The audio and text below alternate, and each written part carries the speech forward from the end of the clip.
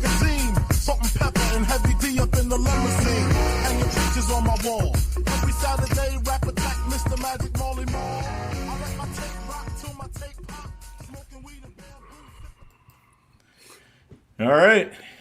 It's episode 9 of the Fantasy Empire. And, the beatings will continue until morale improves. Or at least that was my experience. I hope yours was better. It was a rough week for some, a breakthrough week for others. I think Matt had a great week. I had a terrible week, and probably more of you fit somewhere in between, but we hope you had more of a breakthrough. Either way, though, we're here for you. It's time for the Empire.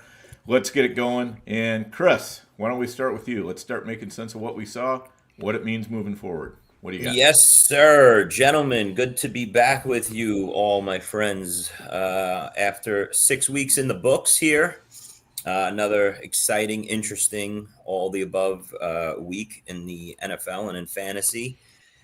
A lot of carnage at the wide receiver position again, and that's where I'll start this week because, as usual, I like to make my first observation on some position here. The wide receiver position, we lost 3 of the top fantasy wide receivers, 3 of the top 5 fantasy wide receivers after 6 weeks here. We saw Puka go down early after a 4-point game. Emeka Egbuka, 4-point game, and goes down with a hamstring. And Garrett Wilson plays the whole game, does nothing, and he goes down. Now, I bring these 3 names up because not only do his fantasy teams decimated with these 3 guys, and a lot of people took these terrible games on their hands here, but Puka and Egbuka, okay, they were the top 2 wide receivers pretty much in rankings coming into this week in dream spots, okay? Not only did you lose him with a bust game this week, but now going forward, it sets up as Puka is going to London, probably going to miss that game, and then hits a bye week after that, so they'll hold him out. Okay, so you're getting 3 weeks of no Puka. All the people that are chasing the Puka owners in the standings, this is your time to catch up now, okay, with no Puka for 3 more weeks. Probably comes back after the bye in week 8. Emeka Egbuka, who was an unbelievable, probably best pick in fantasy in those mid-rounds this year, we lose him now with the Lions and Saints on deck for him. 2 dream spot games. Okay, with a week 9 bye, we probably don't see Emeka Egbuka for 4 weeks. So that's 4 straight weeks of getting no Emeka Egbuka points in your fantasy lineups. Garrett Wilson with the Panthers and Bengals on deck for him, 2 dream spot games. He misses that with a week 9 bye, and you don't see him for 4 weeks. So 3 of the top 5 fantasy wide receivers you won't see probably for about a month now. Marvin Harrison was in a great spot, trailing, gets a concussion, leaves the game with 5 points. Hopefully he's back this week, but another dud in your lineup. And I'll wrap up with this at the wide receiver position. Calvin Ridley, please, I'm begging you, leave me alone. I've had enough. I've taken enough punishment from you. Go see where you got to go. Go on IR and just get out of my life because I can apparently not play you on the right weeks if there is even a right week for you. Just get out of my life. I've had enough. Frustrated Calvin Ridley owner, and that's that. I don't know what other wide receivers you guys might want to talk about, but it was a crazy week at the wide receiver position. Definitely was a crazy week. I did have Calvin Ridley over 44.5 yards, so that didn't work out this week. Leaving with 18. For me, I'm looking at what is the landscape going He wouldn't have got that if he was probably in for all 4 quarters, so it really don't matter. Like, where do you stand? I mean, in the FFPC, you just reached the halfway point, and you had an all-play week. NFFC, you are entering the halfway point coming up, and you need to do an honest assessment of your team, a complete autopsy.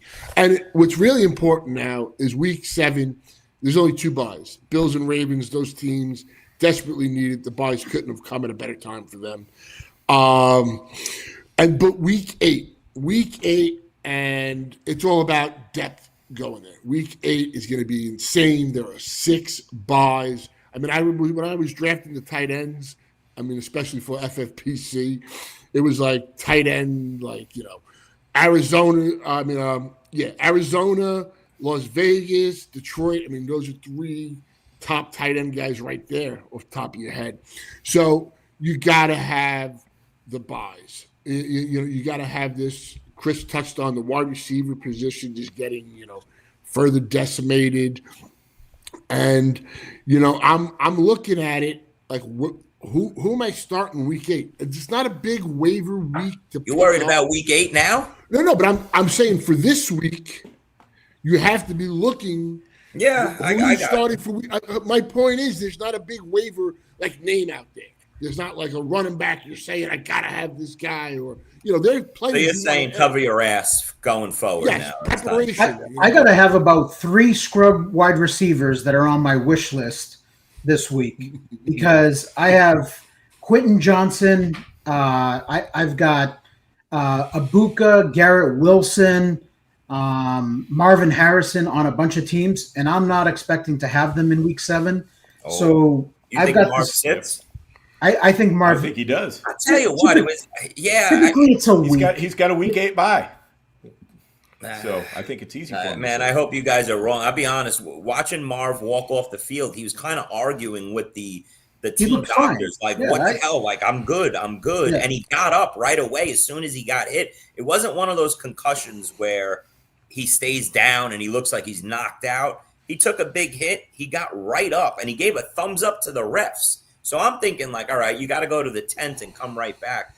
We'll see. I mean, you know how this guy goes. He could suffer like a little setback midweek and everything, but I'm hoping that this is one of those concussions that is okay and he gets back out there. But we'll see. If only Brian Dable was his coach, he'd be out there. Yeah. Matt, just a quick follow-up on Matt's point, because it was going to be one of mine. You're right. We're in this part of the season where, besides being decimated with injuries, everybody's fantasy teams, you're really starting to see a lot of people in your leagues drop those 82-point weeks. And just like the fields are separating now. The hot teams are pulling away. You got a 250-point lead on the teams at the bottom that are decimated.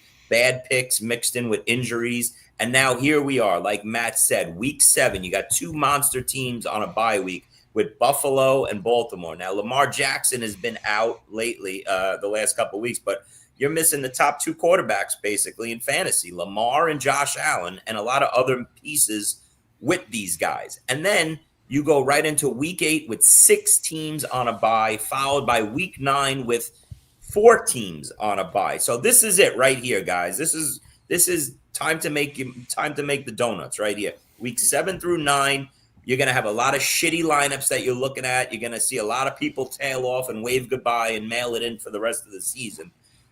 This separates the men from the boys pretty much these next 3 weeks. Time to make the donuts, huh? Yeah, you like that one? I don't know where that That was a shout out to Nelson. Time to make the donuts. That was a Dunkin' Donuts slogan back in the day. Time to make the donuts. That was Fred the Baker, man. Was that who? The old guy with those were the best. Yeah, those were the best commercials. Yeah, that was like in the 80s and 90s. Yeah, that guy was legendary. All right, Matt, were you finished with yours? Yeah, we can go off that, and my next observation, I'll go on from there.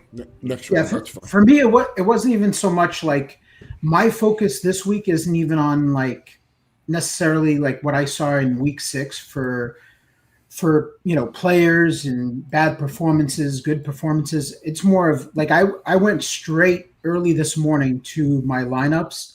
To see what it looks like, because like I said, I have a lot of Marvin Harrison, Quentin Johnson. I've got some Garrett Wilson, some Ridley's, mixed in there and a lot of Abuka, and it's ugly. So like, even though like I have like some Rice that's now Rashee Rice going into the lineups, which is great.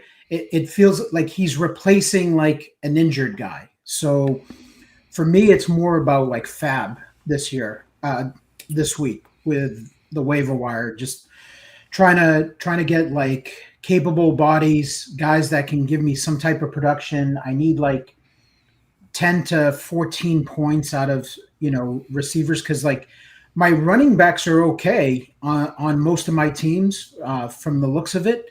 My quarterback situation's okay. My tight end situation's okay.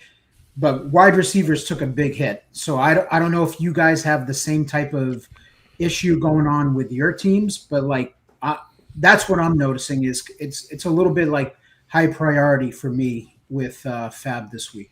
Two quick things there, Nelson. One, do you think isn't this the worst waiver wire period at first glance out of all 6 weeks that you know of? I mean, I just was looking last night as the games were going on, and I'm like, I was checking out of some of my leagues. Like, okay, I'm not even picking anything up in this league.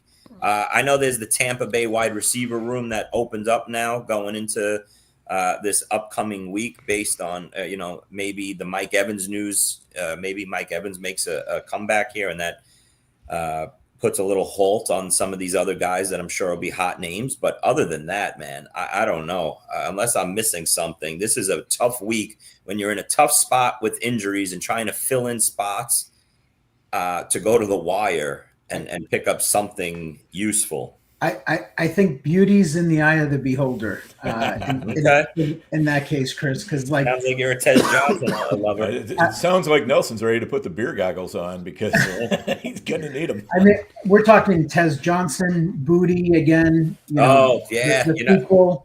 How great was Ted Johnson, though? He thought they were chanting MVP. That's just funny. There's no, you know what? He's got to be a clown, that guy. He's funny, the kid, but he had to be joking. I want that kind of receiver on my team that thinks that they're chanting for him MVP, right? Good stuff. But I mean, you're looking at like Sterling Shepard, Josh Reynolds to replace Garrett Wilson. There's names out there, Nelson. That's what I'm saying. Van Jefferson, Zay Jones, Jordan Whittington. Being that you're talking about names, I mean, Booty is owned in a lot. I mean, he's been dropped, and maybe it's more FFPC than NFFC. 73% owned in OCs. How many? 73% owned. Okay. Who was this real quick? I'm sorry. Who was that? Booty versus Pops. And, like, I thought Pops was going to be a hell of a pick this year, just to be like a safety blanket kind of guy. And this week, they finally used him. At least they threw 2 deep passes to him. And he should have had 2 huge touchdowns. I mean, he got robbed on that second one. That was, I thought, a horrible call. So now you're going to make that call. And, I mean, I think Booty has maybe the big play when he gets the targets. But, Pops, I mean, that's what you're looking at this week. I'm glad when I'm targeting, you're the Patriot guy, and what do you have to say about this? Was actually one of my observations to bring up is this Patriot offense. But Nelson, go ahead. What do you got? And one of mine too. No, yeah. So I'm sorry. For me, when I'm targeting receivers off the waiver wire, they've got to be on the field close to full time. So 70% and up is kind of like what I'm looking for from a receiver. If a receiver pops off, no pun intended, in Douglas's case. I look at it as that's a flash in the pan because he played 22% of snaps. Who Pop Douglas did, correct? He did, yeah, 22%. I can't roll him out there. I threw the towel in on Pop Douglas. He was on not a lot of my teams, but he was definitely a target as my wide receiver 5 or 6 in draft season. I had to let him go in the last couple of weeks. Obviously, he was doing absolutely nothing. Mm-hmm. And then, he has this 3 for 71 and a touchdown type game. But like Nelson said, 22% routes, that's not going to cut it for me. I sometimes you have to ignore the box score and what and just say, you know what, this was just a one-off type game. And I think that might be the situation here with Douglas. But go ahead, Nelson. I'm sorry. Yeah, and then as far as I know you. So you were asking me for my observation with New England. They're spread it around team. That's what they're looking to do. They're not necessarily. You saw the heavy targets and Diggs go off in that game, but it was a revenge game, and and that dude was hyped up. Like he was locked in, ready to play Buffalo. Okay. Yeah. 100%. That dude was he was wired, ready to go. And then you saw him come back down to earth this past week against the Saints, which I'm sure everyone he was probably 100% started after that Buffalo game. And me included, I have him on some teams. I started him, but it's just an offense that they're just going to go to whatever the defense gives us. So and here's the I'm problem. confused with this offense because last week on this show, I said it was the Diggs coming out party and that he was going to be a high-end wide receiver too, rest of the way, maybe even some, top 10 wide receiver 1 weeks, okay?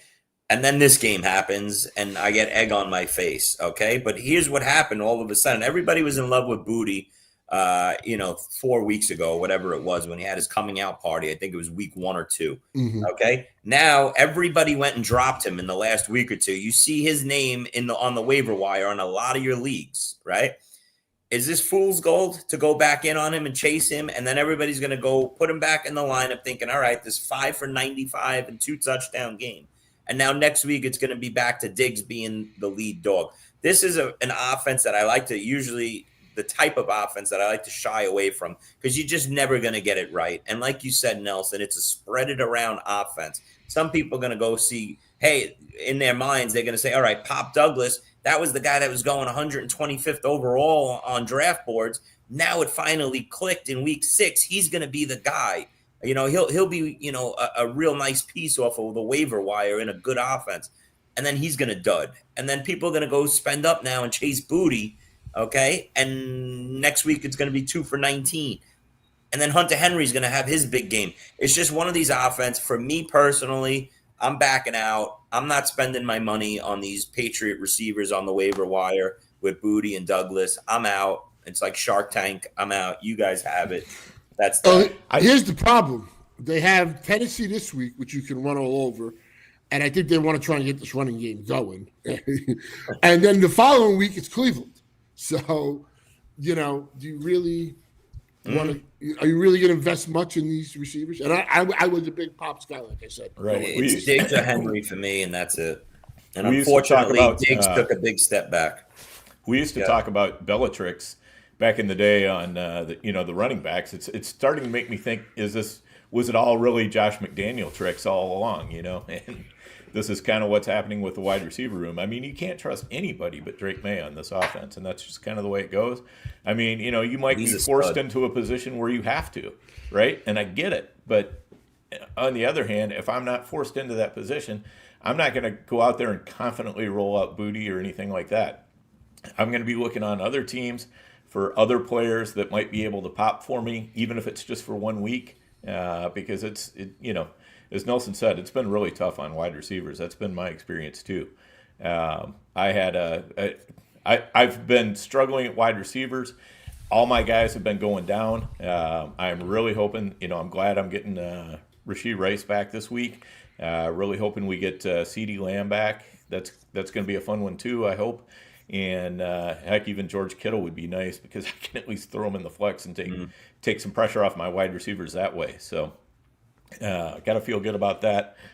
I'm kind of curious what you guys think about Jamar Chase. I'm looking for positives because I had probably the crappiest week. I've been playing fantasy football for 36 years. This might have been my Damn, you're old, week. Dan. I know I'm old. 36 years. Holy shit. Christ. Holy shit. Yeah, I've been playing since 1990, so that was my first year. So this is 36 years since then.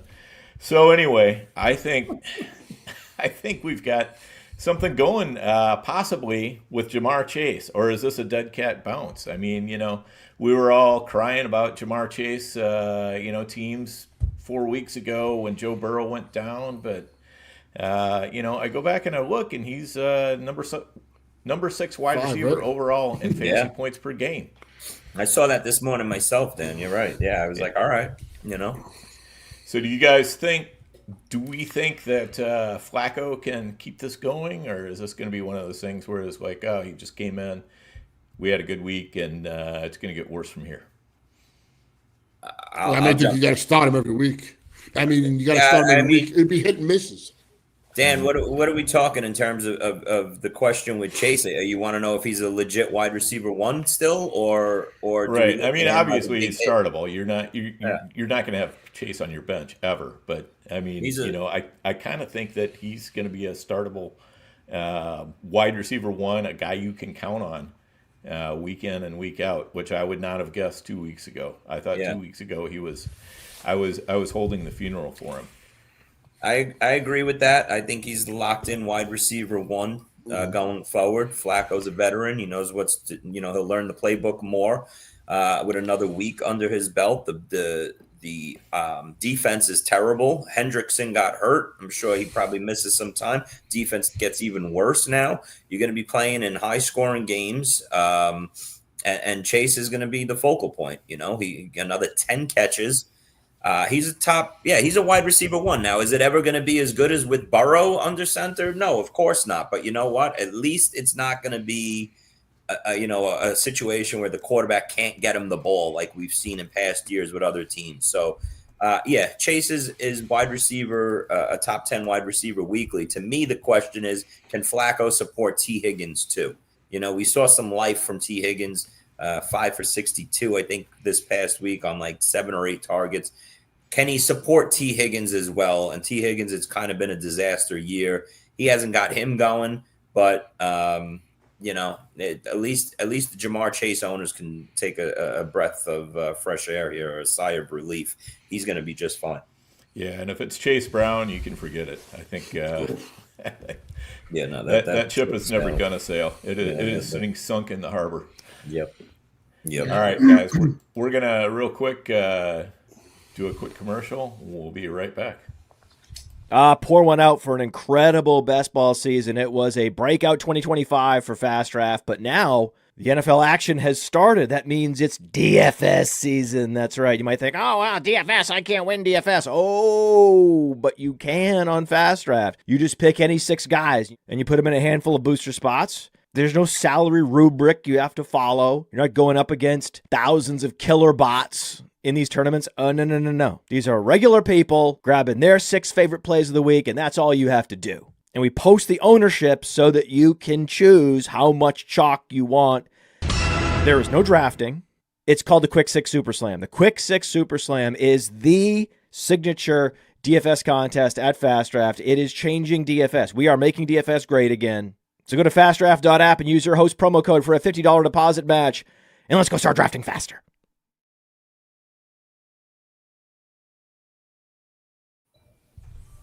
All right, we're back. Chris, get us going again. Yeah, that was a quick. We went around the circle real quick, huh, boys? All right, I want to take it. We were just talking about the waiver wire this week. I actually want to take us back and tie this into waivers last week, which I think as we go forward, it looks like a pretty nice run, a waiver wire run, and incorporate 2 offenses at the same time. So last week on the waiver wire, found Kendrick Bourne, okay, and in some of my leagues, I was able to pick him up, and Kamani Vidal, okay, which also looks like a really nice piece moving forward on this on that waiver wire run. I think as we go into week 7, Kamani Vidal is going to be in starting lineups pretty handily straight across the board. I want to ask you guys a question because my observation going through a lot of my main events, my prime times, there was a familiar name, a popular name in draft season that was available in half of my prime times.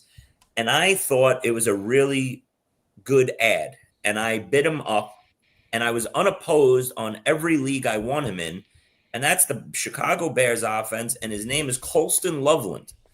Okay. Now tell me if I'm missing something here, guys. But when we go to the waiver wire, we're trying to get pieces off the wire that could potentially blow up and take our teams to another level. Okay. Now I know it's been a disaster the first month of the season, and it doesn't look great for Colston Loveland here, but we're talking about a top 10 overall pick in an ascending offense that looks really good, especially last night. I'm really liking what I see with the Bears offense here. So I won Colston Loveland. I bid him up from between like $55 to $85. won him in every primetime and auction league that I bid on him. And I don't even remember there being a $1 opposed bid. So my question to you guys is, am I not seeing this correctly? Like, isn't that a piece that you want to put on your bench and look up in week 10, 11, or 12, and maybe he's a Tyler Warren type? We see what we're getting out of Tyler Warren, who was just picked right on the board, the draft board, with him, as a top 15 overall pick. To me, Colston Loveland was a really nice ad. I'll let you guys comment on that if you want. DeAndre Swift looks really good in this Bears offense, but to circle back to the other guy in Kendrick Bourne, okay, I picked him up. The people that added him last week, it was kind of like for a 1 week placement. You had to spend up for him a little bit, but it was like to fill in a 1 week injury gap or something like that. With the facts that most likely going forward, Kendrick Bourne wasn't going to be that useful of a piece to you. I'm not so sure now. Okay, Jawan Jennings is all banged up. He's got every injury possible. Okay, he laid an egg. Ricky Pearsall, who knows with this knee. Kendrick Bourne comes out and drops another 20-point fantasy game, and I'm not so sure that I'm taking out of my lineups where I won him last week. So I don't know if you guys want to comment on any of those guys off waivers, whether it's Bourne, Loveland, or Vidal. Any hopes there you see? But I just wanted to touch on those guys and a couple of these Bears and Niners offenses and what you guys see going forward. I mean, for me, Vidal was the guy. I think I put it in the thread last week on Tuesday afternoon and said, I thought it'd be more with the pass catching, to be honest with you. But again, it was against Miami, and Miami's run defense is just awful. But he looked very good. So you have to be happy about that. As far as Colston Loveland, he really wasn't available in mine. I did get like an Evan Ingram, so I was happy to add him going forward. I think maybe he was more injured early in the season. But as you mentioned with Loveland, I'll give one comparison, like FFPC, not NFFC. Luther Burden was available, and I bid like $85 for him, and I got him. And at some point, he's got to become the slot receiver. How much more can we – how much more can you keep seeing that? And that's the evolution you're hoping that as the season goes on, he can make that big step. That's what I'm saying with this Bears offense. I mean, Burden looked really good on his opportunities last night. Colston Loveland caught a 15-yarder early in the game. It got called back on a BS offensive pass interference. Caught a couple other balls on targets. I think coming out of the bye, it was a right chance to take on Burden and Loveland with a Bears offense that, maybe down the road, Kmet fades away a little bit. Zacchaeus fades away a little bit. Zacchaeus, by the way, he cost Caleb Williams probably a 90-yard touchdown late in that game with that drop. But I think we could look up later in the year, and this offense is, Rome, Loveland, and Burden. And I thought it was a shot worth taking. Yeah. Yeah, I'm with you on that. Mm-hmm. I agree with that. And kind of circling back to Vidal, I mean, I bid higher on Vidal than Haskins the whole way around, but I definitely did not have the stones to put Vidal into any of my lineups, especially after that red herring of, it's going to be Haskins starting the game. Man. I forgot about that. Thank you for bringing that up. Brutal this week, weren't they? Oh, my God. They were terrible. What was the other thing that they were? It's been all year. Bam Knight. Bam Knight was gonna get the start, and it was Carter that was in there. Yeah, it's starting to be the point where you just got to fade these beat reporters, go the other way. Whatever they say, go the opposite way as far as starters go. But yeah, I think you're right, especially and to Matt's point about Burden, because I think Burden is probably going to be the piece that pops off a little bit faster than Loveland in this offense. Mm-hmm. Loveland was still limited in practice all week, and I think that might be why he wasn't as big a part of the game plan this, last night. Because I'm with you on that, Chris. I mean, I think Loveland's a guy I've been holding on tight to every place that I have him. I haven't dropped him anywhere. I have picked him up a couple places, so I think you're on the right track there. Burden, I wish had been available a little bit more off of buys. In my leagues, I didn't really see him available anywhere, but I see him kind of getting integrated. I mean, as fantasy players, we're so quick to stash these running backs that aren't even touching the field, backup to backup running backs, just to have these pieces of this backfield. But yet, all these leagues that I saw Loveland available in my leagues last week, you don't want to stash a top 10 tight end? That could be a difference maker. That's the way I looked at it, was like, yeah, he's not doing anything now, and maybe he doesn't, and it's a wasted rookie season. But to put that piece on your bench, and I'm luckily I have most of my teams that are set at tight end, this year. But I didn't care. I added Colston Loveland as my third tight end on most of these teams last year, just as just like we stash a seventh running back, and people are stashing, the Green Bay running back that's hurt with the hamstring all the time, Marshawn Lloyd. People are stashing him, but yet letting Colston Loveland go to waivers. I mean, that's it. I'll move it along. I don't have room to stash players like that. I mean, speaking of Marshawn Lloyd, the Packers seem to have left him dead and buried on their injured reserve. You haven't even heard him talking about Lloyd for weeks, have you? Sure. I know we saw a comment about talking about the Chargers backfield, and if the Chargers are going to make a move for a trade. How do you guys all feel about that now after seeing the Vidal game? Do you think they stick with Vidal? And now that, obviously the news came out late in the week about Hampton probably is going to miss even more than 4 weeks. So he's probably dealing with, who the hell knows what this kid's dealing with. He's probably dealing with a severe high ankle sprain or maybe a Liz Frank. I don't know what he's dealing with, but now it seems like they're in real trouble. I don't know if they make a trade for a Breece Hall or Tony Pollard type, but that's the guy, Chris. You just mentioned Tony Pollard. I'm not a big Tony Pollard guy, but what is it going to take to get Tony Pollard out of Tennessee? What a great fit that would be. Shouldn't take much, that's for sure. And he's definitely someone that could help a team. Like, if he's in the right situation, I think he's a much better player than what a double win. A double win if that trade goes down, because it opens up Ty Spears as a useful piece for everybody stashing him. And you watch that game this past week versus the Raiders. The second half, it was all Ty Spears. It was all Ty Spears. I'm watching going, where the hell's Tony Pollard? I had to start him in a couple of spots, but it was all Ty Spears. And I'm thinking to myself, maybe they're going to move Pollard out and give this backfield to Spears and go with a youth movement.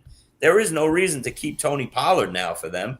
The Chargers, a playoff type team, that would be a great home for him for 1 year just to finish the season out with them.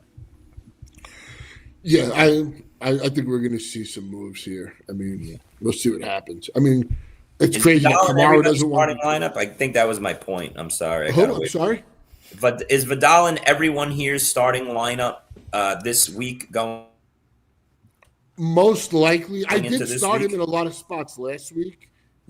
Again, we had the argument last week that we get called out for process. But going into last week, 14 of the top 48 players were either injured or on the IR. And you had some bye weeks. You had 4 bye weeks. So now you only have 2. But, I only time I spent like over 200 for him was in the GST prime.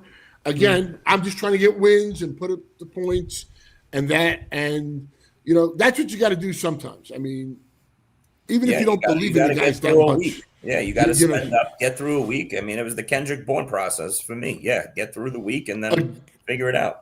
Again, it was Miami's run defense, which in the past 2 weeks, Vidal looked amazing. I mean, Rico Dowdle did it again, but he put up 200. But it was against the Cowboys, who also have an awful defense. True, but I'm just like, Yeah, I mean, I don't want to be a hater. That's one of my observations because it's going to come off that way. Like Rico, listen, he put up monster games. You still have to perform to put up the monster games, whether it's a fantastic matchup or a bad matchup.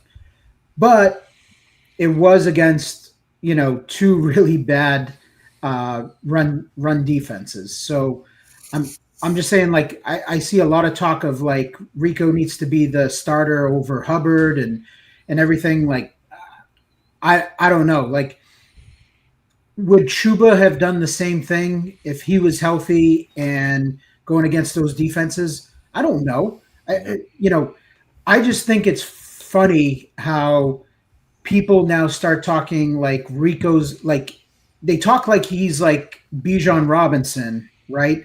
Because like now he needs to be the starter. Hubbard would have never put up these numbers again. These last 2 weeks, they wouldn't have won the game without Rico. Rico is a journeyman running back that was like a nobody to everyone before the season, and he gets 2 beautiful matchups, and I give him credit. Like, listen, he looked good. He got the Jets this week. Yep. And he got it done. But I'm just saying, like, now that's all I'm saying is, like, now all of a sudden we're like, he's the starter. Like, he has to be the starter. I mean, I'll tell you one thing I was really impressed with, besides passing the eye test, him getting down the field and catching that touchdown pass. Oh, yeah. And making it look like he was a wide receiver. That's just another aspect of the game that he brings here. I don't know what they're going to do. I don't know how they just start the game and go Chuba, and Rico's like one of those, 30% running backs after 2 monster weeks of what Rico's done, regardless of who he played. But it all depends on the coaching. I think that, a lot of these coaches, it all depends on their philosophy. Some of them say it doesn't matter if a starter gets hurt due to injury. He's still the starter. When he comes back and he's ready to play, he goes right back to being the starter. Other coaches are like, F it, I don't give a shit. I just watched 2 weeks of this guy blowing up. Team is better and the offense is better with this guy in there. And Chuba gets Wally pipped. Who knows? He's the cover guy for our show the past 2 weeks. I mean, come on. Yeah, Dan, you gotta get a little more creative with your. There is a little bit of irony in there. I mean, it's kind of like, hey, we're celebrating a guy, but it's also a guy who just had the best 2 possible defenses he could face. So we like to have fun with stuff like that. But yeah, I don't see how you can put Rico back in the box completely. I think this is probably a timeshare moving forward. And it's probably going to end up tilting one way or the other, and it's going to depend on how Chuba plays when he gets back. Is what's going to happen here. I mean, for me, I think it's simple. You just keep playing this guy until he cools down. That's all. You can name Chuba the starter and give him, and give Rico 90%. Let him go out for the coin toss. I don't give a shit. Yeah, I mean, I don't have any Rico down. Let him be the team captain. I don't care. Just I don't have either guy, so I don't have like. Oh, now I understand why. No.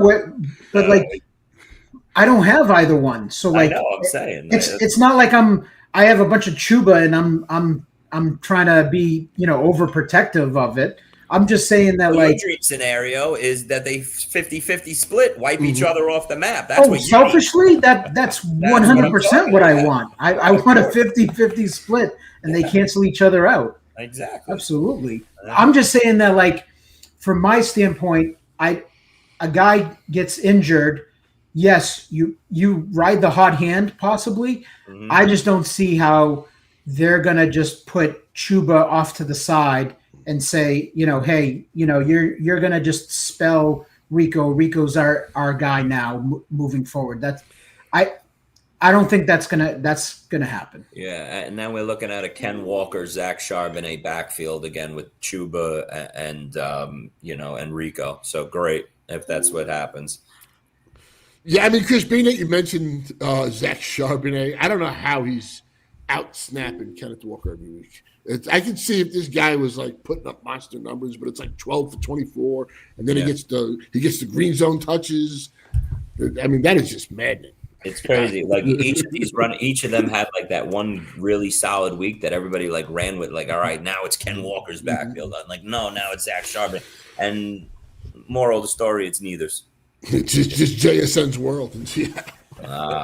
Love that. Go ahead, Matt. Yeah. I mean, just real quick on the running backs. I mean, CMC is just so good as a pass catcher. He's averaging 3.1 yards. Is he still a wide receiver 1, by the way? I think he might be. He was like, 8 going in or something like that last week. So, I mean, that's insane. I mean, it feels like every week I'm saying this is the best running back in the league with JT, Bijan. I mean, what Achan's doing, he's not getting the love that everybody else is getting. But, I mean, Achan is just a beast. Great pick.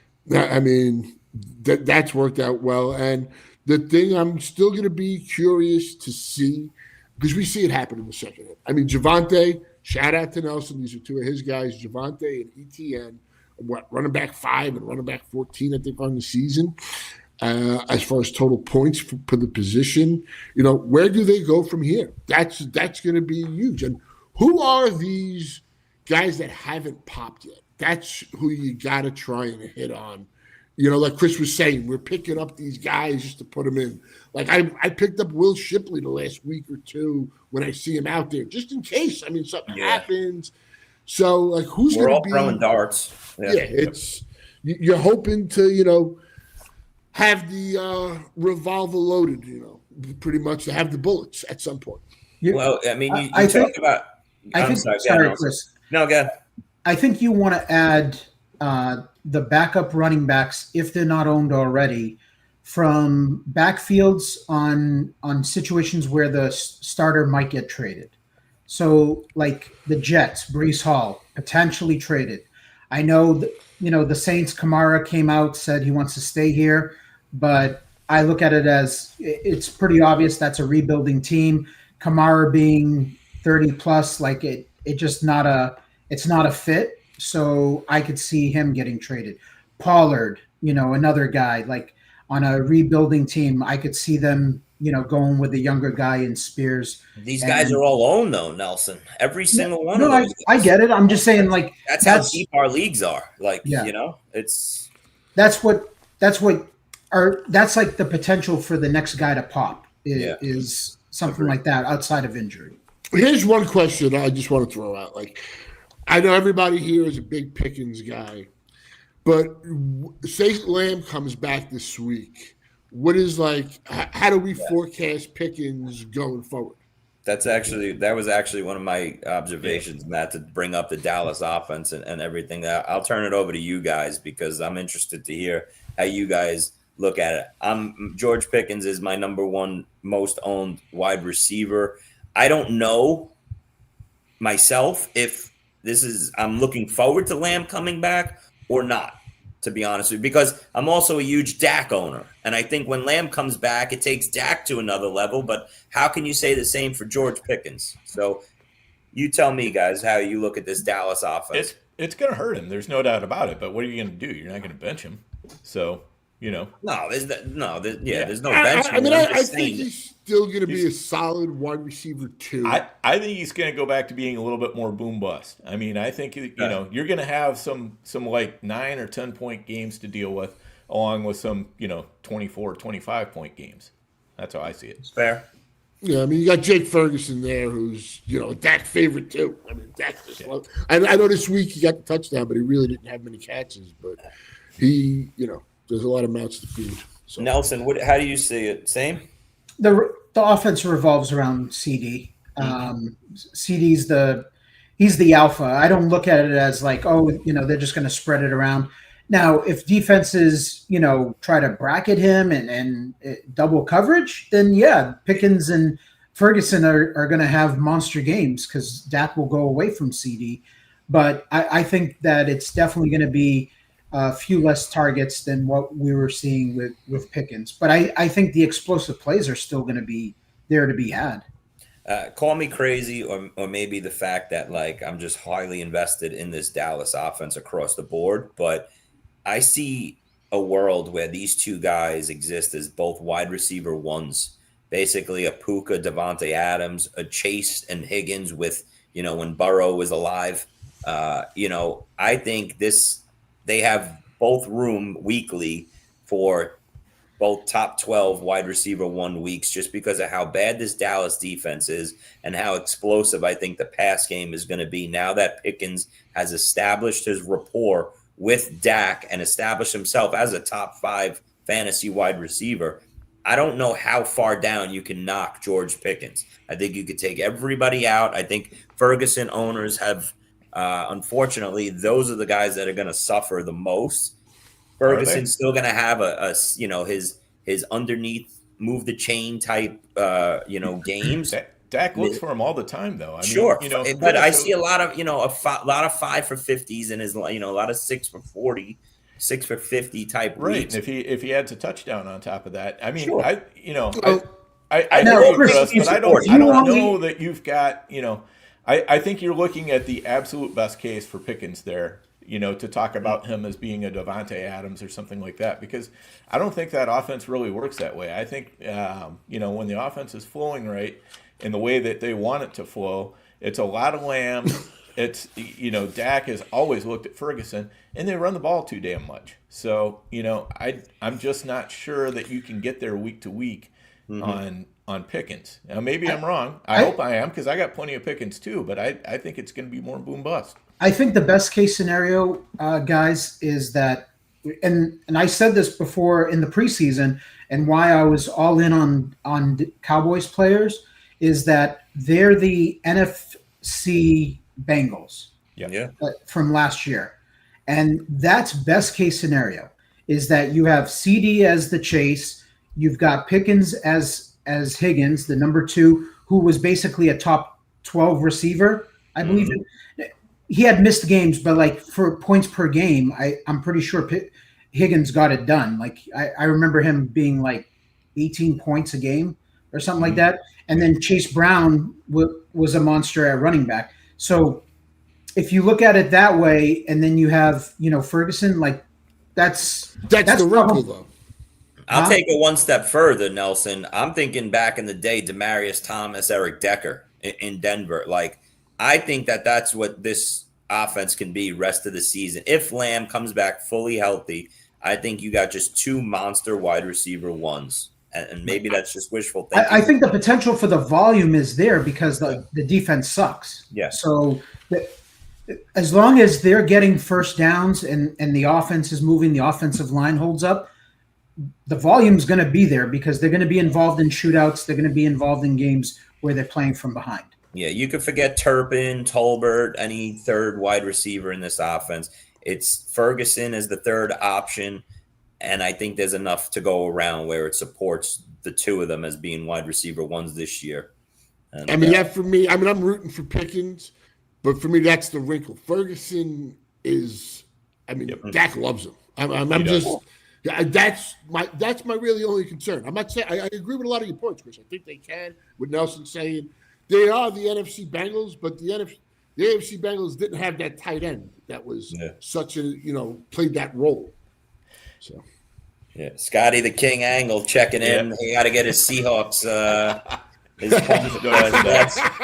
They did smash Thomas and Decker in the Super Bowl, no doubt about it. A Legion of Boom. That was great. All right, Nelson, what do you got?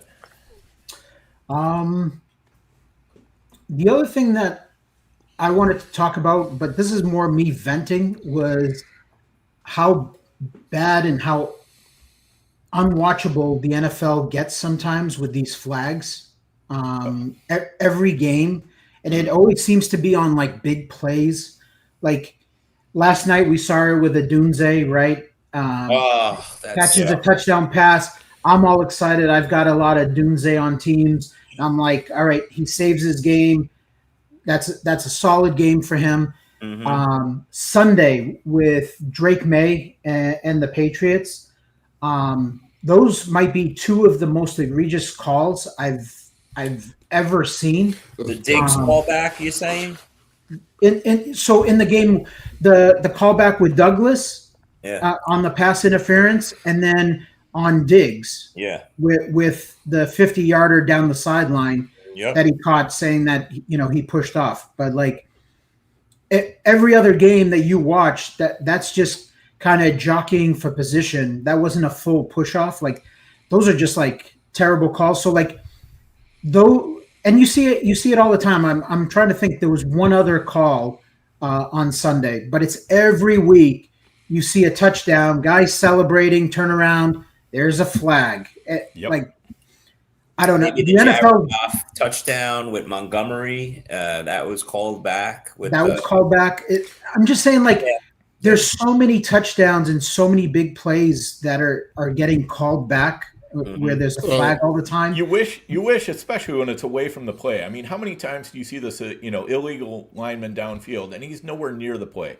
How many times do you see the defensive holding nowhere near the play? Or, the offensive pass interference nowhere near the play? And it's like, you just kind of wish they could say, you know what, play stands, penalty will be enforced on the next play or something like that. The other one I knew there was one that I was missing was the Brian Thomas 50-yarder. That's right. Oh, yeah. Travis Hunter was offsides. Like, every receiver in the NFL knows, like, they always check with the line judge and, give a thumbs up. Is he good? And I want to say that Hunter even said that like he checked and like the ref didn't say anything to him or whatever. And then like as soon as the snap went, he threw a flag. It's just that kind of stuff is like, that's just no fun. Like these refs are getting like way too involved. I think it's becoming too like nitpicky that you have to play perfect football in order to like score touchdowns. And I think us as fantasy guys and fans, I got to think that like it becomes a little tiresome to. Oh, it's not even just that, Nelson. It's even like gambling. You can't celebrate. Like if I'm betting these over under for like receiver totals, somebody makes a catch, I'm praying there's no flag on like every play, which it is an issue that you bring it up. I found myself doing that. Now on Sundays where I'm like touchdown. I'm ready to celebrate. It's my guy. I got 25% of them, 100%. And I'm just waiting. I'm like, no flag. All right, yes. Nelson, I think I brought that up on last year during the show that it was to the point that when something good happens, I freeze and I'm just like, no flags. Mm-hmm. And then I celebrate. I don't celebrate right away anymore because I'm always expecting. Maybe I'm just always expecting the worst. But yeah. I freeze all the time before anything, before celebrating. To your point, though, to wrap that up, Nelson, even they bring in these guys on every telecast, the ex-referee, and they're like, so what do you think about that call? Oh, this is going to be pass interference, or this is going to be, a touchdown, or the guy's wrong 50% of the time. Even the fake expert, old referee, retired, referee is wrong more than he's right when he comes on the show and he's like, when he comes on the game and he makes his prediction. It's crazy. Even they don't know. It's a guessing game. These guys are just out there, All right. Yeah. Moving on. Let's talk a little bit about the Eagles. This year's Eagles are not anything at all like last year's Eagles for sure. I mean, it looks to me like Goedert is the piece that is, he's the straw stirring the drink here. I mean, he is basically, Goedert is the tight end 2 in PPR in points per game behind Jake Ferguson, just ahead of Darren Waller, just like we all drew it up. But I mean, Saquon does not look right. A.J. Brown does not look right. The offensive line doesn't look right. Mm-hmm. The thing that's working is the passes to Goedert. Do you guys see that changing, or is this going to keep going? I mean, should I be starting Goedert over, Brock Bowers when Brock Bowers gets back? I almost think I should. I think A.J. Brown looks right. I just don't. Devonta Smith looked right. He was wide open. Yeah, I think the receivers look just fine, Dan. I think the issue is the play calling, and that hurts. Listen, I'm going to offend a lot of Eagles fans. I know you guys are passionate. Hurts is not a very good quarterback. He sucks. He's not a good passing quarterback. He's great for fantasy. He does a lot of positive things, with running the ball and everything. That's it. But like, he's not accurate. He doesn't throw a good deep ball. Mm-hmm. At least that's what, from my perspective, that's what I'm noticing in games. And with like Saquon, that part I think has a little bit to do with the offensive line and the fact that like Saquon's so good in the passing game that he could be just like McCaffrey, because McCaffrey doesn't look explosive to me at all. By the way, like he's getting it done because he's got an obscene amount of targets for a running back. Like he's rivaling like Puka numbers. Okay, that's why like he's wide receiver 1. Like why he's like a monster is because of the passing game. But like running the ball and then like his change of direction, like he takes a while to get going. Like I'm not seeing it with Saquon. He still looks good to me. The problem is they don't throw to the running back, and they should be because he's so freaking good in the passing game. He's such a weapon. But Hurts does not check down, man. He just doesn't. So Saquon, he needs to get the rushing and he needs to get the touchdowns. And you already know. Look at that shit that we saw last week. What was it? 4 straight tush pushes. Oh God! To get them in the end zone. Right? Crazy. It was 4 minutes off the clock. They started tush pushing on like the 4-yard line to the 3 to the 2 to the. Get the F out of here! It's a joke. Yeah, I mean, we don't really talk about the Thursday night game that much on the show. Yeah. Tuesday, but I mean, White Boy Summer arrived. Cam Scatterboo and Jackson Dart. That was fun. I don't even like the show. That ain't even White Boy Summer. That's White Boy CTE is what that is. Those two are crazy fuckers. Yeah, I mean, obviously Scatterboo looked amazing and everything, but I think Dart took another step there. Dart looked really good. I think he played himself into an every week consideration to start him, even without Neighbors now. Rushing and throwing. Dart's right there, back end quarterback one, and that was a. You want me to give you a comparison, Chris, for Dart? Yeah. Dart is Drake May last year. Mm-hmm. Yeah, that's a good one. And what I mean by that is, if you remember on the show last year, I was saying, guys, hey, with Drake May, his rushing ability, he's got a safe floor. Like, he's not incredible, but like he's solid. He's putting up solid, sneaky numbers. He's got a shitty offense around him, but like he's finding a way to get it done. Dart to me passes the eye test, where I'm looking at it and I'm like, he's figuring out a way to get it done. His rushing ability. Like, he's got that solid floor to me, like, moving forward. Yeah, and if Neighbors would have stayed healthy, we would have been talking about Dart as a top 6 fantasy quarterback right now. The best tweet I saw was, what could stop these two? And somebody put SATs. Not bad. Yeah, that's pretty the best too. I just wanted to talk about it because I know we were talking about it in like our group text and everything on Thursday night, Chris. But it was Dable losing his shit when he had to put Wilson in the game and he threw a ground ball to second base. Where do you remember that play? Like he had one throw and it was like, I don't think anyone hit him. Like what the hell was that? That was like that was like practice grounders like before a baseball game. So like he completely lost it and was like, get Dart back in the game. I'm trying to win this game. I'm trying not to get fired. I don't care if he's concussed. Get him in. 100%. That was a coach try that. Like I applaud him because that's effort. That's a guy that's like, I want to keep my job. I don't want to get fired. I need this freaking kid in. Get this guy out of here. They gotta get Russ out of New York, man. He comes on the field, everyone's booing him. Like, you got to get Russ out of town and just let Jameis back up Dart rest of the season. And before the deadline, somebody's got to make a move and go add Russ. For their quarterback room. I mean, why would you add Russ? And the only way he's getting out of town is getting waived. I just Giants are going to have to take on. They're going to have to eat that contract if they want to move him. Yeah, and even then, I don't know that they can move him. I mean, who is gonna take Russell Wilson? He looks terrible. I mean, I'd rather take Jameis Winston. I'd rather, pony up a bigger draft pick. And I'll say this. I mean, listen, he threw for 4. I mean, it's Dallas, but he threw for 450. He could still move an offense. I mean, he's real life quarterback. Dallas, I think you just answered your own question. It's Dallas.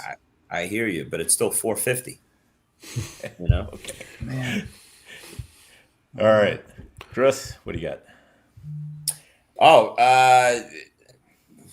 I want to talk about defenses right now, and I think 6 weeks into the season, we know about the defenses that have sucked from the start to pick on, right? The Cincinnatis, the Dallases, Miami. Eventually, we gained Baltimore into this mix, right?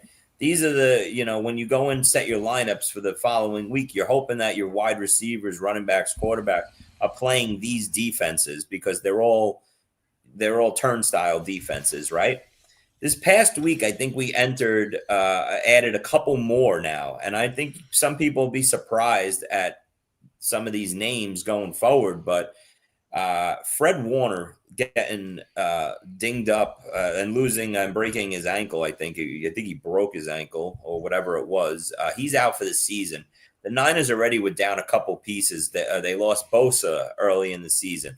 I think this San Francisco defense is about to join the Baltimore Ravens of the world and be a real cesspool of a defense.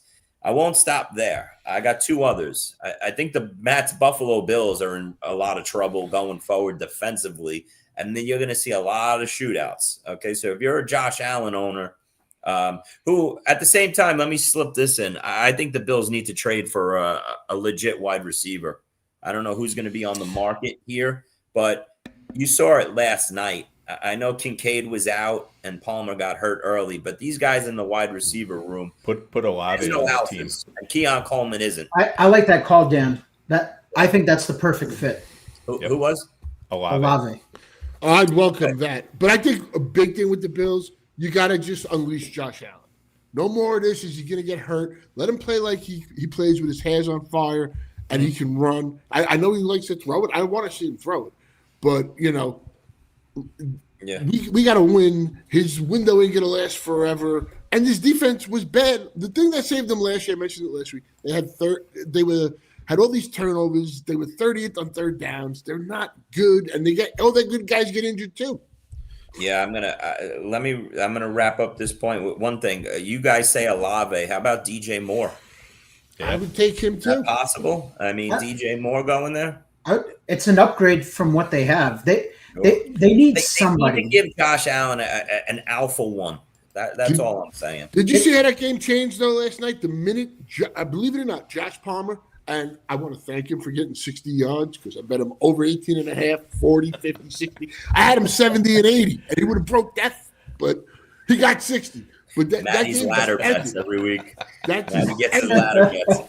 Yeah. Listen, last thing, Buffalo, like I said, defense. I'm going to add one more. The Detroit Lions are in trouble coming up, going forward. Their whole secondary is out. Their top 5 out of 6 corners are now hurt and out for a while. And the safety branch is suspended for the next week. This whole secondary is trash. I wouldn't be shocked, man. I wish Ibuka and maybe Mike Evans were healthy, whatever. That Lions-Tampa Bay game next Monday night could have been 45-42, the way these two guys were playing. But those are some of the defenses I expect now to be. And it still might be, Chris. Defenses. It still might be because Baker Mayfield can grab the average guy out of a nursing home and give him a useful stat line for fantasy as a wide receiver. It doesn't matter who he's throwing to. You might be right, Dan, but now we're really going to see Baker put to the test. He is right there in the MVP conversation, not only for fantasy but real life. He's an absolute stud, but man, oh man, he's down his top 4.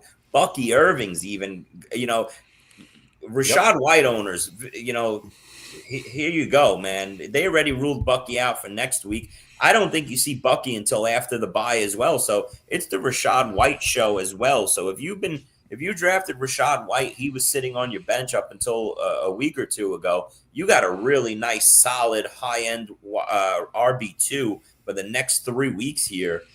And, Bucky's out. Evans, who knows if he makes it back. It looks like Godwin is going to be gone for a while again now. They ruled him out already with this fibula issue.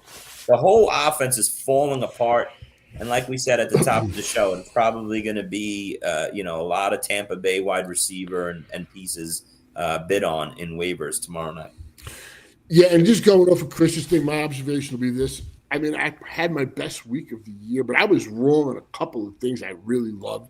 Like Troy Franklin as the wide receiver 2 versus the Jets. The wide receiver 2 was just eaten all year versus the Jets. That was just the worst game possibly ever that the NFL aired.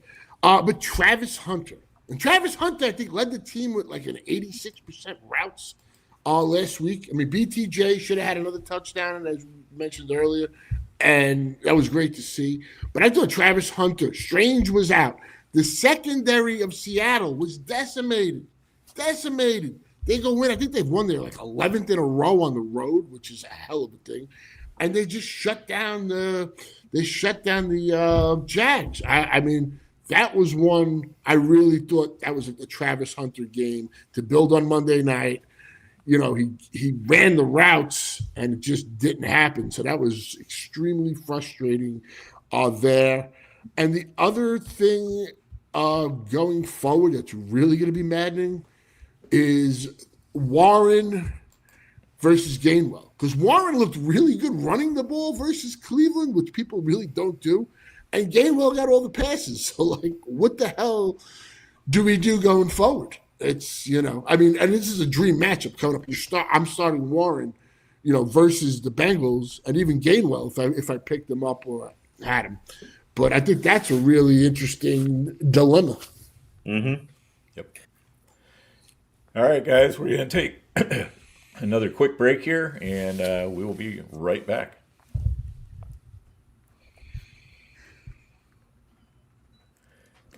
Okay, and we are back. Nelson, what do you got for us?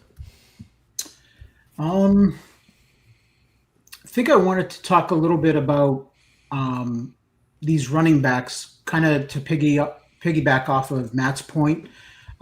We've got some situations where it's starting to get muddied. So Bam Knight and Michael Carter, right?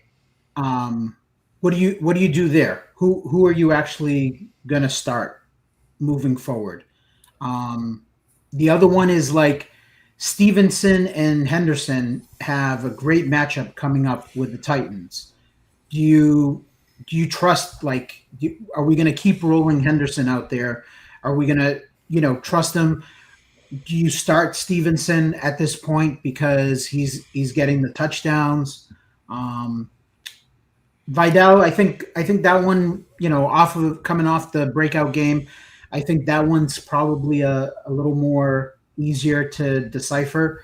But then Matt said, Gainwell, Jalen Warren, that situation. And I think let's hit these kind of one at a time. Yeah, go ahead. Start with Carter. Carter and Bam Knight. I mean, I think you're probably starting Carter of the two. He'd be the one I'd feel most comfortable starting, but if I was in a jam, I wouldn't hesitate to throw Bam Knight in there. Why do you feel that way, Dan? I mean, from what I watched in that game, it seemed like Bam Knight, he was getting the red zone. He scored the touchdown. I don't know. It seemed like they were starting to turn things over to Bam Knight. Maybe, but also DeMarcado went out with a sprained ankle, so I think Carter is probably the better pass catcher, so I think he's going to get that role. Carter did have 5 targets. He only caught 2 for 30 yards, but he did have 5. Here's the thing with Arizona. You're not starting them this week versus Green Bay unless you just have to put somebody in. And then next week they have a bye. So it said 4 to 6 weeks. You should take a look at my lineups. I was just going to say, I think a lot of people are in tough spots where they get some guy that's breathing and they. I would probably lean Carter because I do think they just really like Carter. And didn't Bam Knight? I don't know how severe it was, but towards the end of that game, the last 3 minutes or so, he came back in. He came back in. Okay, because I saw Carter was. I'm not putting anything past it.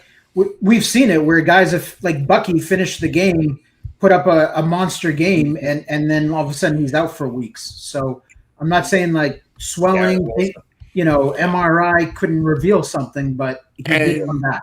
And you can't exhale until Wednesday in the NFL anymore. It's you got to wait. It's really Thursday because Wednesday everybody takes the day off. That's true. Yeah, true. Good point. But for New England, my fear is that Tony Pollard gets traded there because I don't think it's going to cost them anything. I mean, I don't care how much you want to say Stevenson, he could back him up, but he's not good. I don't know. And I'm not saying Trevion hasn't done anything, but he hasn't gotten the chances neither. They can't run the ball is the issue. Yeah. They can't run it, and they don't set up screen passes. Against Miami, they had a couple of set up plays, and then they just kind of scrapped that. I mean, against the Bills, it was take as much time off the clock, and you're on the road. You want to get this victory. So that's going to be an interesting game this week. As far as Travion goes, fool me once, shame on you. Fool me 6 times, shame on me. I'm not starting him again until I see him have a big week. He's going to blow up on my bench before I start him again. Fair enough, there. Fair enough. But now, say you have the Patriots versus Tennessee. So one of your options is, say, Trevion or Stevenson versus the Cardinals running backs, Bam Knight or Michael Carter, facing off against Green Bay. I'm starting one of the Patriot running backs this week. I'd start Stevenson. I don't think I can start Travion. Stevenson is getting all the work. I mean, he's the guy who's getting the snaps. He's getting the touches. Let me give you a better scenario. Henderson versus Carter. I'm going to go with the upside that if this kid happens to catch a pass and takes again, Carter. If you're after 6 weeks and you have the RJ Harveys or the Trevions or these guys that haven't popped, I mean, if you got Tony Pollard and Pacheco, they suck too. But if you're in this situation with, say, those 4 running backs, and you're 3-3 and you have a lot of points, or you're like 3rd in points or 2nd in points, I think you're not in a bad spot, because at some point, one of these guys are going to happen. Maybe. I love your optimism. It I hope you're right, happens, because I've got a whole does. shitload of teams that are basically Chase Brown and Travion as my 1-2 running backs. Chase Brown, I don't know. I don't know about Travion either. I mean, the team doesn't trust him. How am I going to trust him if the team doesn't trust him? Chase Brown has gotten opportunities. It's not like he hasn't had opportunities every week. Oh, yeah. But let me ask you guys this, because, like, Chase Brown looks good to me when he's running and catching the ball. He's making defenders miss. Like, he looks shifty out there to my eyes. My issue is that the offensive line has sucked to this point. And, what was that? What was that stat after like 4 weeks? He was leading the NFL in like hits behind the line of scrimmage or something like that, like contact or whatever. It was like, from the eye test of watching the games, I'm like, yeah, he's getting hit in the freaking backfield every time. He can't get anything going. But when, like, this past game, it was like a 50-50 split, or like 60-40 with him and PHI.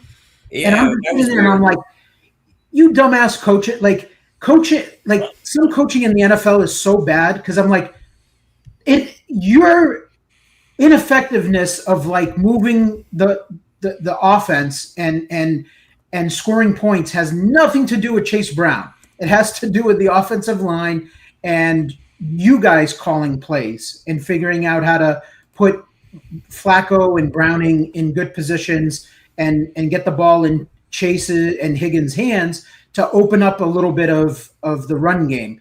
But like, all of a sudden this past week against Green Bay, they're running PHI out there like 40% snaps, and he looks terrible. And I'm just like, I don't know why they're not passing the ball to him too. That's another thing. He gets 4 targets for 17 yards every week. It feels like Chase Brown, but like 30 yards rushing. I'm just saying, like, 2 coaches hired. He's about to get 2 coaches fired. I mean, Zach Taylor. He's got to go, because it's painfully obvious to me that it was the quarterback that was running the show there. And it's very similar to most people from the outside that say, like, was it Brady or Belichick?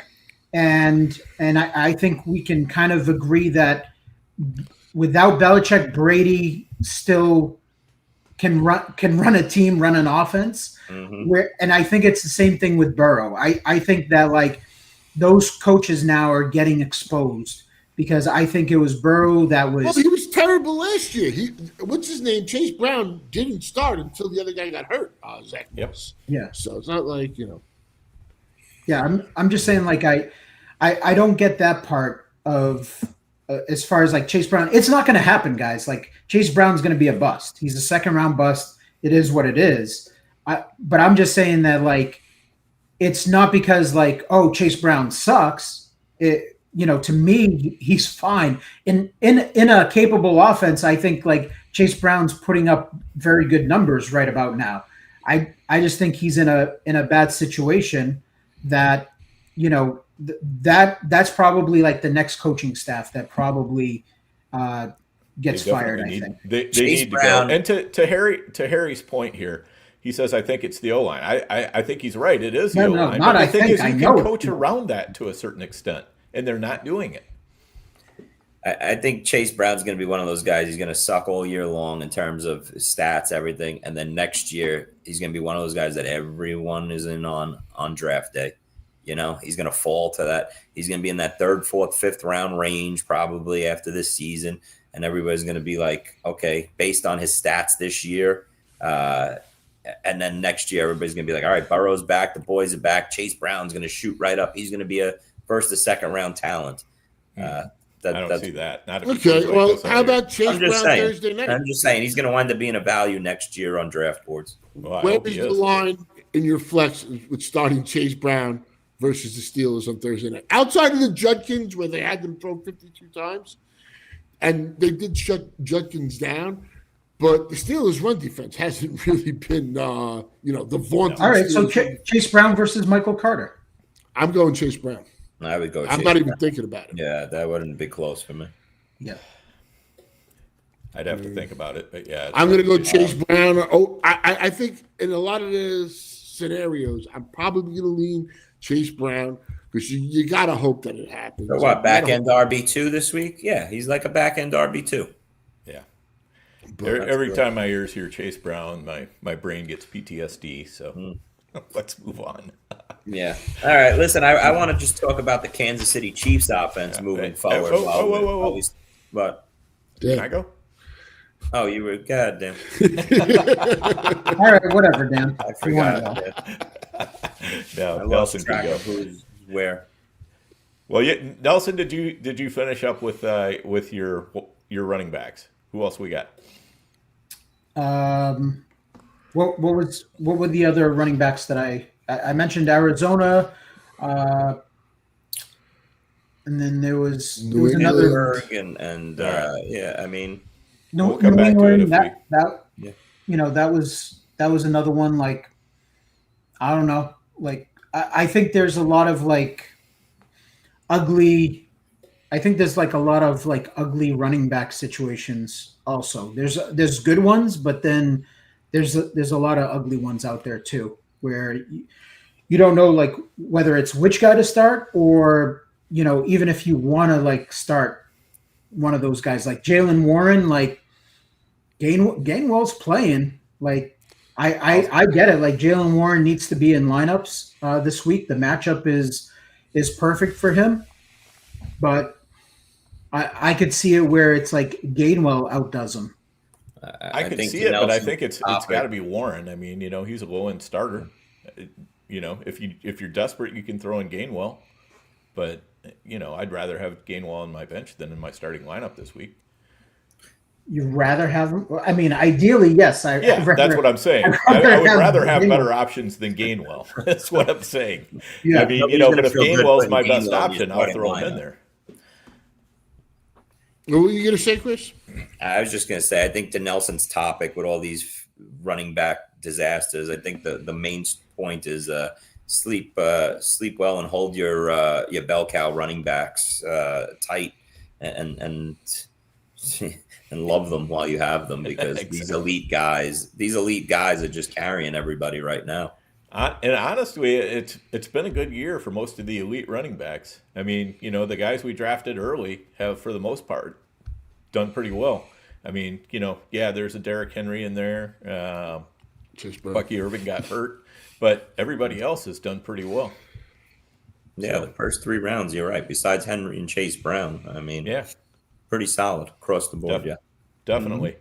Yeah, I think we're starting to see some things at quarterback in the league too. A couple of my observations are, number one, Jacoby Brissett is really exposing just how bad Kyler Murray is. I'm not saying that Brissett can keep it up or that he should be the starter or anything else, but that game this week just exposed how bad Kyler Murray is.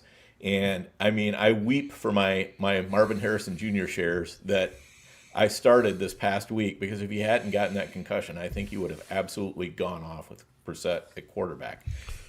So that's one. And the other one is I think Patrick Mahomes is on the verge of breaking fantasy again. It's going to happen the rest of the way.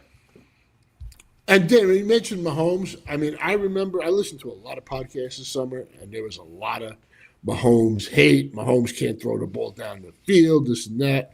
And I've been wrong on things, I've been right on things, but probably the best tweet I had was from June 21st when I said Mahomes, my outlook for Mahomes this year is Burrow Baker 2024.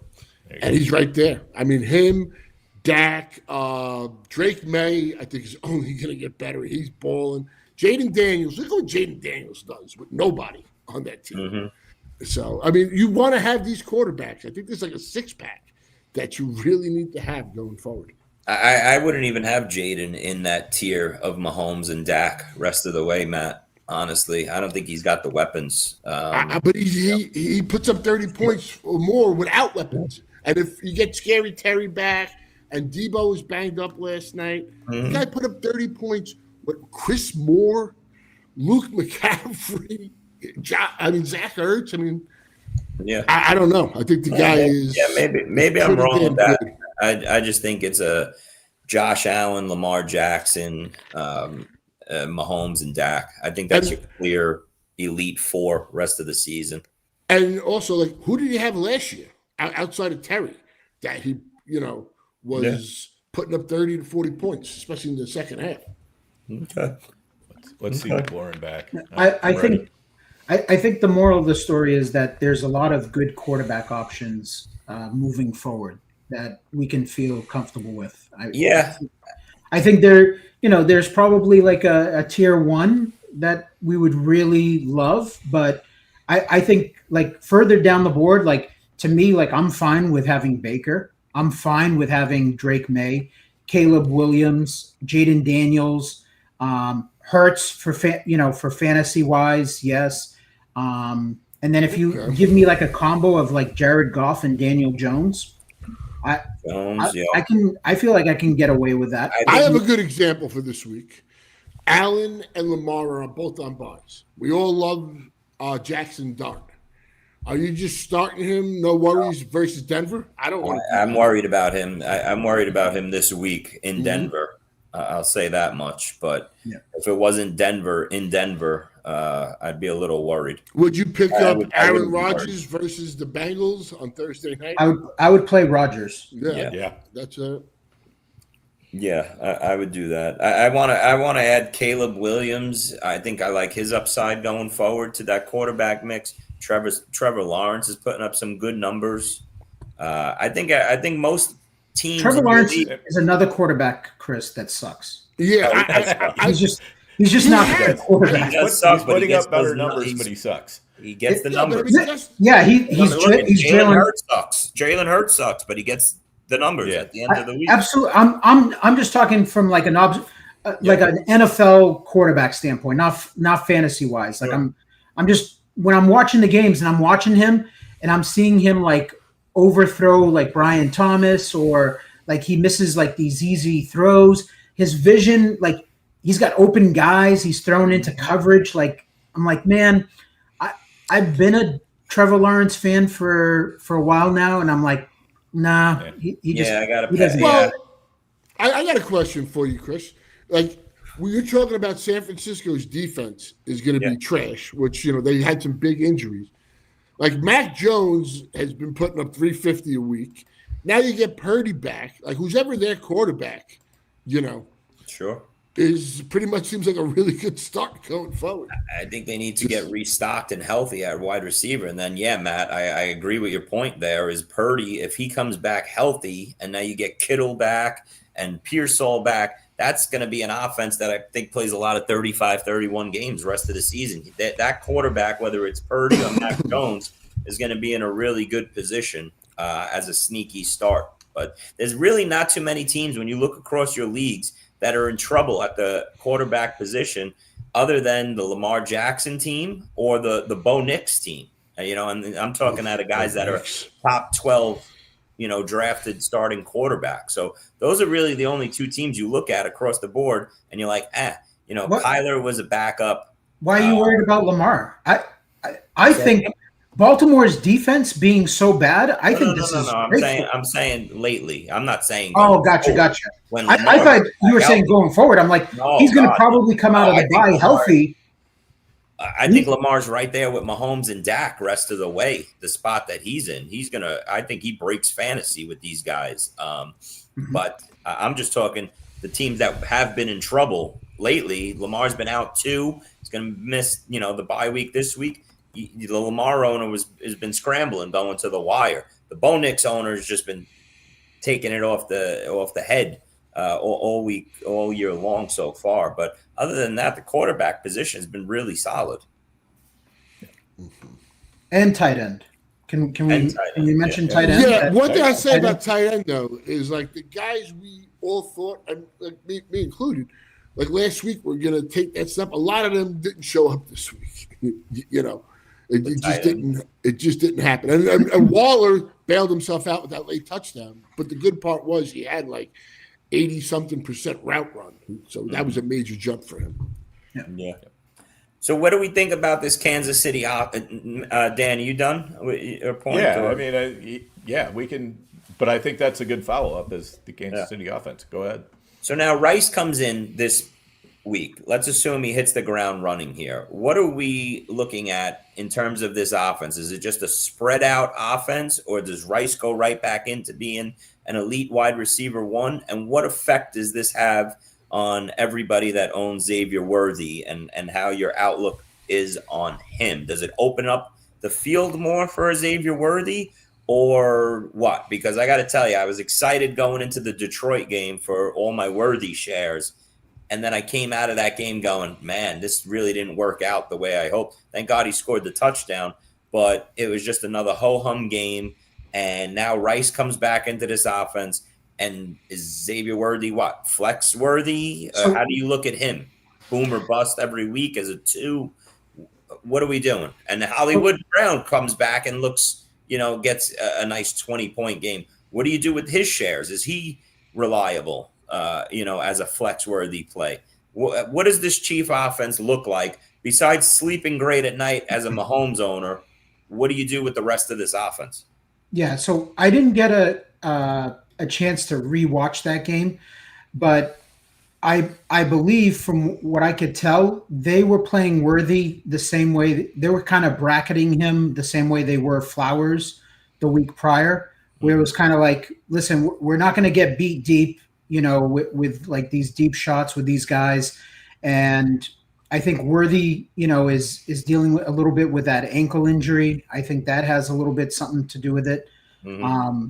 But I think moving forward, my prediction is that offense is going to be consolidated to Rice, Worthy, and Kelsey. And I think they're just going to continue to throw the ball. And then Hollywood and Thornton and Juju and Brashard Smith are going to pick up like the scraps. But I think it's going to be those guys are going to be the go-to guys. I think Kelsey gets hurt most from Rice. He's just going to be so open. I mean, I don't want to compare Kelsey to Ferguson, but I think the situation will be somewhat similar. Kelsey's just going to be wide open over the middle of the field all the time. But Rice runs a lot of those routes too. Huh? I think Rice is going to hurt Kelsey. I think he runs a lot of those routes. They might be able to take Kelsey off the field a little bit more often, which is kind of what I think they want to do. Kelsey got to avoid killing him on those crossing routes. Yeah, that was amazing. Mm-hmm. That still pisses me off to this day. I will say, out of all the bit players that Nelson mentioned, I probably feel the best about Brown because. If Worthy goes out on any game for any reason, I think Brown is the guy who steps in more seamlessly than anyone else into that role. And I think, if teams shade their coverage over towards Worthy for whatever reason, I think that leaves, Brown potentially wide open, assuming they're in 11 personnel. I just think it's going to be a really difficult offense to cover. And I'm giddy about what Mahomes is going to do the rest of the season if everyone stays healthy. Yeah, I mean, this offense is going to be lethal. Mahomes is already the quarterback one in fantasy in points per game, and he's running. Hopefully, it doesn't take his running ability, his rushing ability out of the mix now because he's going to have all these weapons. You know, if they that make the trade too for a running back, that's a possibility. I hope not. I hope they just are like, you know what, we're full blown passing team. We'll mix in a run here and then to keep teams honest. But I don't think they need to bring in a big time running back with all the weapons that they have at the wide receiver. This is a Mahomes team. Mahomes is the leader. Hand off, 5 times to Pacheco each week, 5 times to Hunt, and that's that. I hope they don't either, but yeah. Well, to me, it doesn't really matter. Even if they do, I don't think it's going to change how they're running the offense, other than it might consolidate all those running back carries into one guy who's actually useful for fantasy. Yeah. Yeah, I don't know. If Breece Hall went to the Chiefs, I think that would change. It'd be fantastic, but I mean, he would basically have the Pacheco, Hunt, and Smith role all rolled into one. He'd be useful for fantasy, but I don't see him really taking away from the wide receivers. I don't think he's going to take away from Rice, Kelsey, or Worthy. All right, I got one last thing. I know we're wrapping up, and then whatever you guys got. I got one selfish question here because in one of my big primetime leagues last week, someone, and I'm bringing this up because Maddie talked about him 5 minutes ago. Someone dropped Travis Hunter in one of my primes. Okay, now Travis Hunter's been a bust all year long, but to see a name like Travis Hunter out there available, again, to our point early in the show, somebody that can have a big second half of the season, maybe. Strange is out of the rotation now with his injury. How big of a bid? And I'm asking you guys this because I don't think any of you three are in this league. Huge. You think it's a huge bid? What players you getting? I mean, maybe you get that running back that happens in 3 weeks that he's going to step in, but maybe there's a guy that's got $912 that hasn't spent, and you're not getting that running back anyway. So I don't know. You all agree? You think it's a huge bid? I mean, I think it's 300 and something. Oh God, I think it's more than that. But Yeah, Nelson, I don't think I can spend that much. What's your team makeup?